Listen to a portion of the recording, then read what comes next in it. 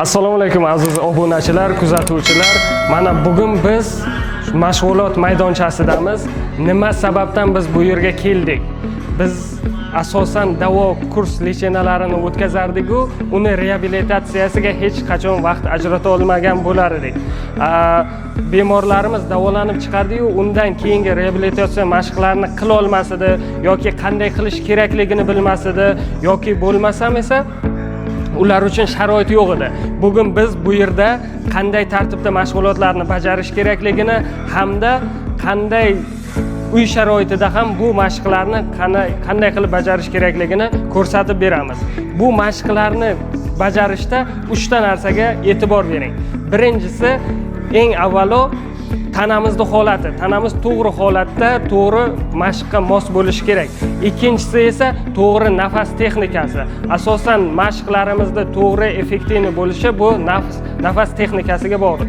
Va uchinchisi eng muhimi, albatta ma'lum bir mashqlarni bajarish uchun o'zingizga individual holatda mashqlarni tartiblab beruvchi kinezioterapevt yoki mutaxassis bilan maslahatlashishni tavsiya qilaman. Hozirda sizga ko'rsatadigan mashqlarimiz asosan tizza bo'g'imining stabilligini ta'minlash, mushaklarini rivojlantirish, paylarini mustahkamlashga qaratilgan mashqlar hisoblanadi. Bu mashqlar uchun asosan bizga rezina maxsus rezinaviy trubkalar kerak bo'ladi hamda bu mashqlar uchun valiklardan foydalanamiz. Birinchi mashqni ko'rsatamiz. Har bir mashqda to'g'ri tana holati bu juda ham muhim sanaladi. Birinchi mashqimiz asosan tizza bo'g'imining stabilligi, xochsimon boylamlarning stabilligiga qaratilgan mashq hisoblanadi. Buning uchun ikkala qo'limizni orqaga tiragan holatda umurtqa pog'onamizni tik tutamiz hamda oyog'imizni shpagat qilgan holatda ochamiz. Hamda bu mashqimizni 10 tadan 20 tagacha takrorlaymiz. Birinchi, agarda ushbu mashqda asosan nafas oyoqlarni nagruzka tushadigan paytda chiqariladi. Yozilayotgan mahalda nafas olinadi. 1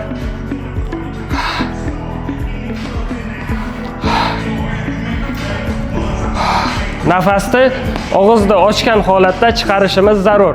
Bu qorin bo'shlig'ida hamda ko'krak qafasimizdagi bosimni kamaytiradi. Mashq mana shu tartibda bajariladi.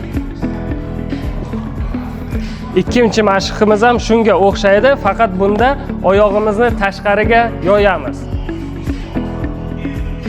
Yana qo'llarimiz orqa tomonga, umurtqa pog'onamiz tik tutilgan holatda boshlaymiz. Tashqariga, bu vaziyatda nafas chiqariladi degan tarzda nafas olaman. Nafas chiqaraman, nafas olaman. Nafas chiqaraman, nafas olaman. Ushbu harakatimiz nafaqat tizza bo'g'imiz, balki son chanoq bo'g'imimiz uchun ham juda ham foydali mashq hisoblanadi. Keyingi mashqimiz yotgan holatda bajariladi. Bunda rezinani ikkiga qatlab olyapman, ko'ryapsiz? Yotib olaman. Rezinani oyog'imning orqasidan o'tkazaman. Hamda oyoqni bukkan holatda qo'llarim pastga tayayman. Hamda mashqni boshlayman.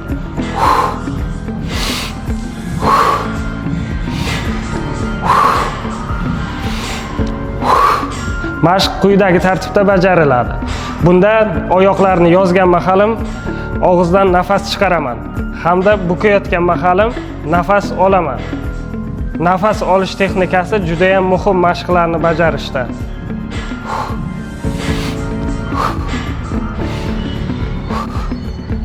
Bukkincha ham sekin bukib harakat qilish kerak, imkon qadar.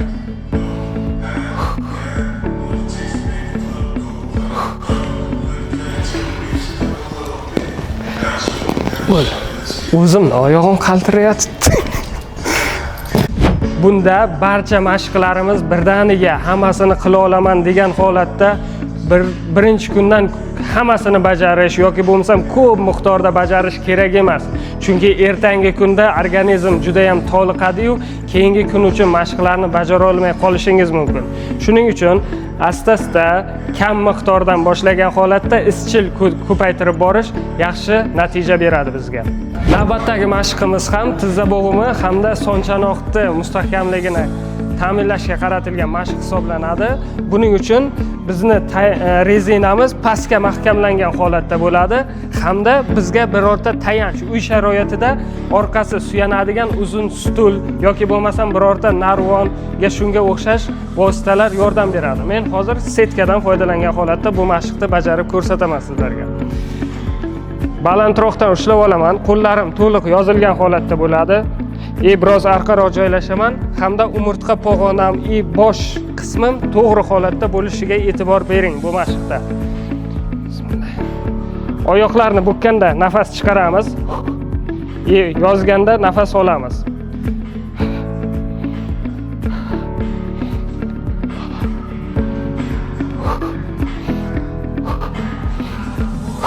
Har bir mashqda shoshilmasdan tanani tinglagan holatda, har bir mushaklarni his qilgan holatda bajarish effektivlikni yana ham oshiradi. Navbatdagi mashqimiz sonning oldingi qism mushaklarini rivojlantirishda, tizzamizni mustahkamligini ta'minlashda juda ham muhim, juda ham effektivniy mashq hisoblanadi. Quyidagicha bajariladi. Buning uchun bizga tayanch kerak. Yana men setkadan foydalanaman, sizlar stuldan foydalansanglar bo'ladi.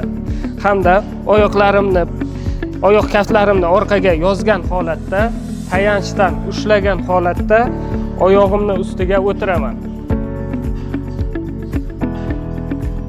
10 sekundgacha o'tirib turaman, yana turaman. Oyoq piyatkalariga yana o'tiraman.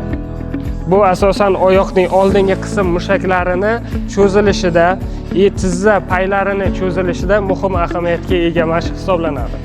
Umurtqa pog'onamiz tabiiyki to'g'ri holatda bo'lishi kerak.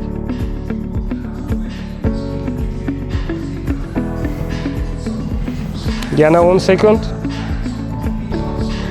Chidamliligingiz oshib borgan sari buni daqiqasini, ya'ni sekundini ko'paytirib borishingiz mumkin. 1 daqiqagacha oyoq kaftlariga o'tirish mashqini bajarishingiz mumkin.